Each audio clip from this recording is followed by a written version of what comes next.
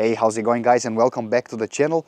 Are you interested in buying, or maybe you have already bought and now you're searching for a video to help you use for the first time your Rabaconda Dirt Bike Tire changer? So if that's the case, stick around, that I think this video is going to be very helpful to you. Let's get started. Now, if you already follow the channel, you know that I like to jump straight into the content, not to waste your time. But for this video, I need to make a few remarks so you get the most out of it. I'm going to change here, I'm going to show to you and share my opinion how is to change the rear tire. So I'm doing the rear tire on purpose because I find it to be usually harder than the front tire.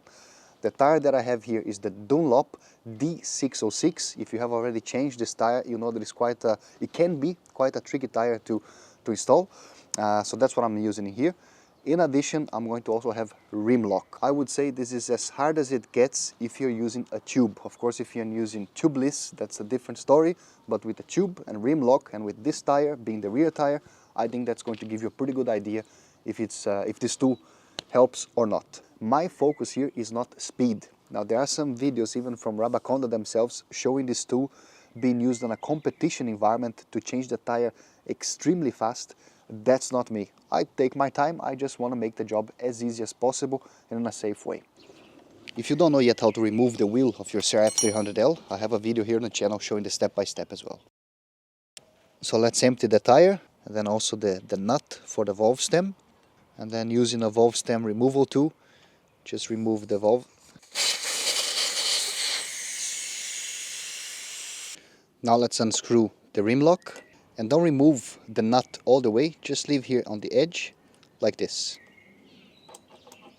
I like to put the valve stem on this position, and then here I have the rim lock. With tube tires, especially if you change your tire every year, usually that's not going to be hard, but even if it is, you have a lot of lever here, a lot of torque with this lever, but then you just press like this. See, mine is already out. Now here I have the valve stem, so I'm not going to press all the way in because I don't want to risk damaging the tube where the valve stem is. So I'm going to jump over, again, again, again, again. Now here I have the rim lock, so once again I'm going to jump over the rim lock. Now I pass the rim lock, then I press in here and then here. Now that we have the bead unseated from this side, I'm going to do a little bit different from other videos that you see online, even if you follow the Rabaconda videos, and hopefully you're going to see why I choose to do it like this. But I'm going to flip the tire and also break the bead on the opposite side. So now I have them valve stem and rim lock away from the bead breaker. Okay, so on this side. Same thing. There it is. Next. Next, here's my valve stem, so I'm going to jump over. Here's my rim lock, I jump over. And now I flip the tire once again back, so I have the sprocket pointed downwards. For the next step, I'm gonna take 3 tire irons. And I like to position the rim lock at this position here. If you decide to get the kit that also comes with the Rabaconda tire spoons, I have to say they're pretty good. They're better than the ones I was using before. And you see that they have this different shape. So this curved section in here is better for when you're mounting the tire, and the straight portion in here is better when you're dismounting the tires. I'm going to press on the tool like this, and then I have plenty of room, you see, to come and fit the tire spoon like that. So I start in here, then I pull over it, like this, and then I hook the tire spoon against my brake disc. I get the next one, fit it in here. Now this part here, you need a little bit of extra force, but it's not too much, it's already fitted in place. Then I bring the lip of the tire over. Now I get the next one.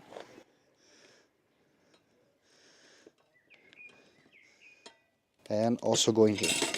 Now, usually I find that at this point, the tire lip is not going to go back inside the rim. So just take your time, take the tire spoon, let's fit it, give it another bite in here, push it out. So here's where I have my valve stem. Always when I'm working where I have the valve stem, I'm being extra careful in here, okay? I move it over, and I go once again. Another important thing to do here, you don't want to take the tire spoon and push it all the way inside your rim. You just want this little curve in here to hook against the tire like this, and this is enough. Once it hooks like this, you already pull it over, so you don't have to go all the way inside. So see, I'm just going to insert a little bit, just a little bit, and then I push it over. Next.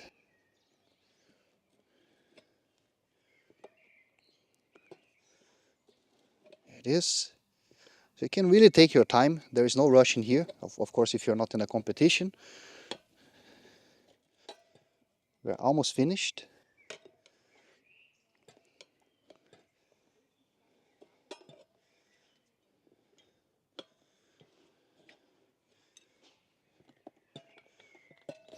Okay, so now we have the first portion completely off the rim. You see, that's completely out now.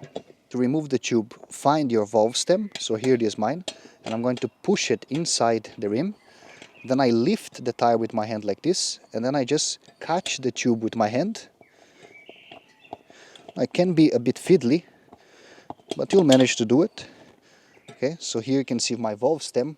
I push that out of the rim, and then you can just go along and remove the tube like this. There it is.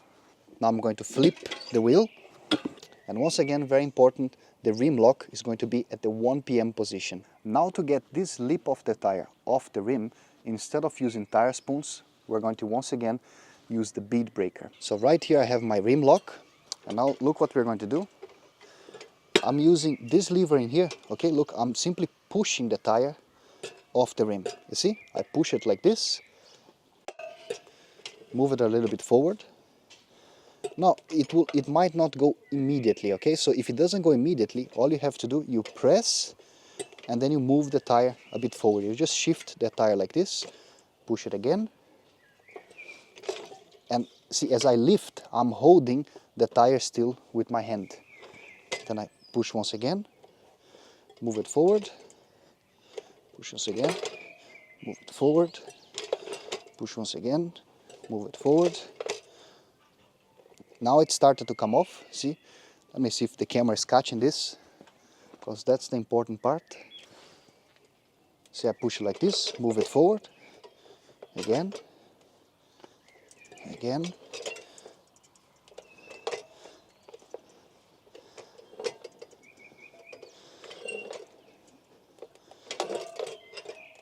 Now I went backwards.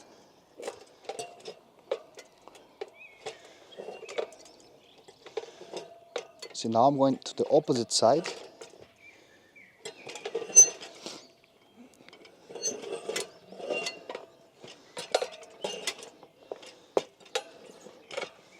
So now it's almost off, but of course we still have the problem of the rim lock. So that's why I always leave the rim lock for last. So how we're going to handle the rim lock, you take a tire spoon, and then I just take it in here, and we lift the tire, you see?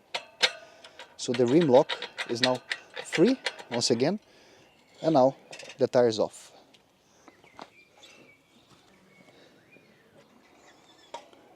Now, of course, it is better to do this type of maintenance when you're at home, and especially before you start a motorcycle trip. But not only this, it gives you the chance to get acquainted with your motorcycle. So if you need to do any repairs while you're out traveling, you already have the experience on how to do it. That's why it is very important that you take the time to build a good toolkit for your motorcycle. And at the heart of every good toolkit is going to be a good way for you to carry your tools. So let me show to you the Roia Moto 2-roll. The Roia Moto 2-roll is a lightweight, compact, but big enough to carry all of the tools that you need while you're out riding. It comes with several pockets, including very small ones to securely store very small spanners, but also if you want, you can store quite wide items inside these pockets. And it also has 4 elastic loops for you to store long items. So here I have my trail jack, a hand pump, an extension, and another smaller extension. In addition, you have these large pockets. On this one, I like to keep the sockets that I use most often. And on these two smaller pockets, I also have tools that I'm not going to use all the time.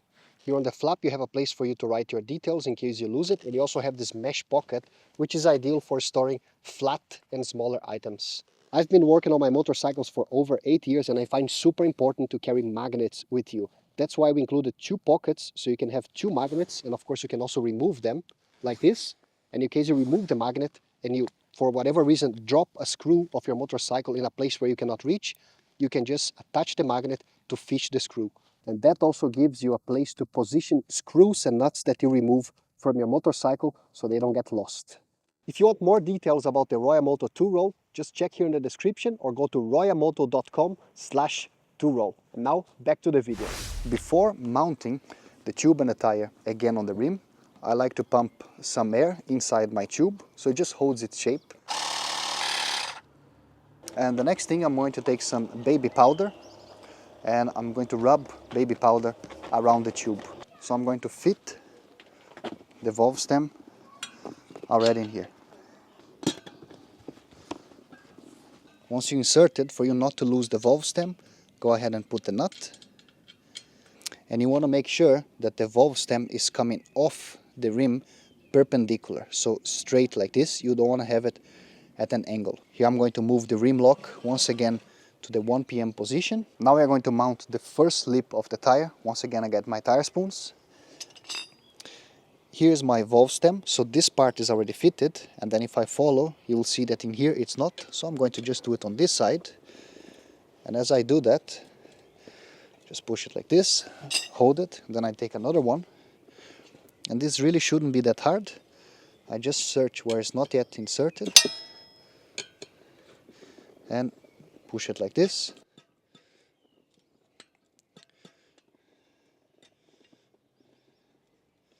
Let me remove it. Now I'm going to continue on this side.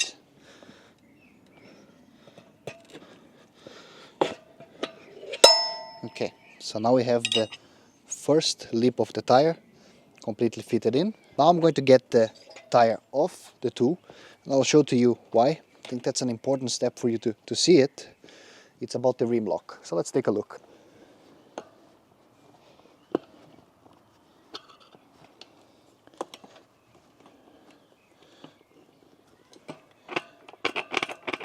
So here you can see what you want to do. I want to lift the tire so I'm able to press the rim lock to go inside the tire like this.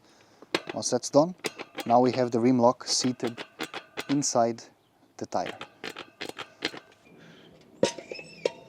Now we need to mount the last lip of the tire. Very important now to have the rim lock once again at the 1 p.m. position in here. And I'm also going to add some tire mounting lube to help now. So that's really the hardest part of the whole process. So usually I like to use 3 tire spoons, and right here the Rabaconda 2, you also have a place to hook the tire spoon. So let me put it here and hook it like this. And now you should be able to continue using only 2. So you go a bit inside, flip it over. Next one, go inside, flip it over, flip it over, and you just go alternating one and the other. Especially at the beginning, this should not be hard.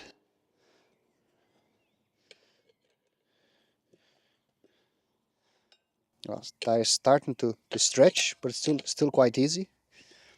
So at this point I'm going to just move the camera angle so it's easier for you to see what's happening here. So it will only start to get tricky once we get to this area. Still quite soft, not hard at all. Now starting to stretch.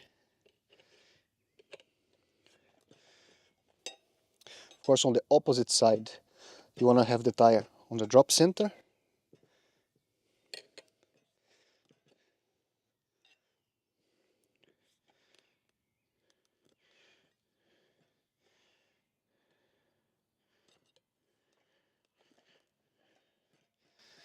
Now we are getting close to the rim lock.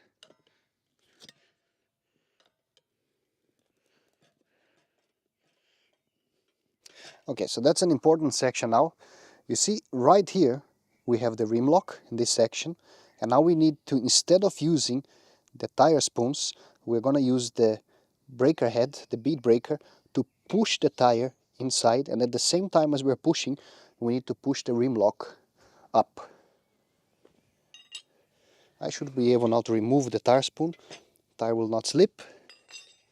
Also this one. Now I'm gonna move the tire so the rim lock is right at the 12 p.m. position. So here's how it's going to go.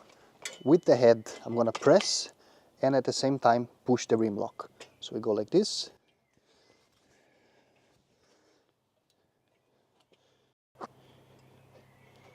Pushing on the rim lock and on the tire like this. Then I can move a little bit. So that's the step-by-step how to use the Rabaconda Dirt Bike Tyre changer. So let's get to the point and answer the question, is it worth it? So here's what I can tell you. The critical points that make this tool work better compared to using the manual tools, just doing it by hand with the tire spoons, is going to be, I think that the tire spoons that come with the Rabaconda kit, they're definitely much better. Of course they're bigger, so this gives you more leverage, but the shape, they really nailed this shape in here. That makes it much better.